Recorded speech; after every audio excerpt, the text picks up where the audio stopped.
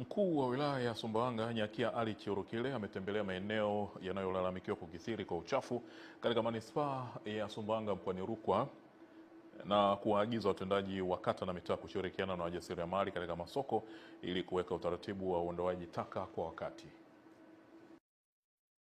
Baada ya Channel 10 kuibua malalamiko ya wajasiriamali katika soko la matunda la Sabasaba mjini Sumbawanga, mkuu wa wilaya ya Sumbawanga ameagiza utoaji taka kufanyika mara moja. Nimeelekeza leo, jana mmeona amezolewa, juzi Ijumaa, Jumamosi, Jumapili zimezolewa taka za kutosha huko.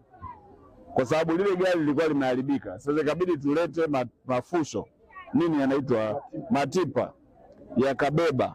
Lakini haya leo ameshabeba hayo maguba mawili. Tumemwelekeza wakamilishe yote haya anayaondoa. Aidha, mkuu wa wilaya amekutana na kuzungumza na wajasiriamali wa soko la Sabasaba na kuwaelekeza wakae pamoja kujadili mbinu za kuhakikisha taka hazikai sokoni hapo. Baadhi yao wamekuwa na maoni tofauti.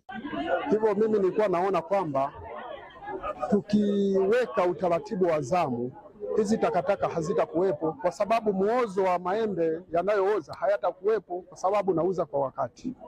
Ndio maana tukisema kwamba tupange zamu itakuwa ni nzuri zaidi. Na zamu tunapangeje? Ni pale tutakapokuwa na mamlaka ya ofisi kuu.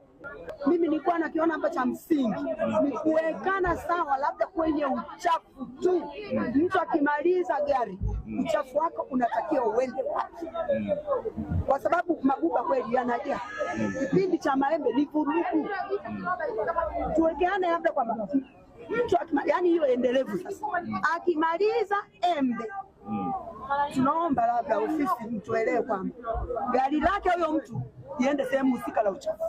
Tukae sisi wenyewe wafanyabiashara wa hapa, wajasiriamali wa hapa, tukubaliane. Sisi huku serikalini tutafanya nini? Tutawasaidia kusimamia kuhakikisha hicho mlichokubaliana, kwa sababu mnaleta muhtasari na watu wamesaini. Kwa hiyo tukikuta mmoja amekiuka, huyo sisi ndio tunamuonyesha kwamba sheria inafanyaje kazi, wewe umekiuka makubaliano yenu nyinyi wenyewe. Nikiripoti kutoka Sumbawanga mkoani Rukwa, Willy Bodisumia, hii ni Channel 10.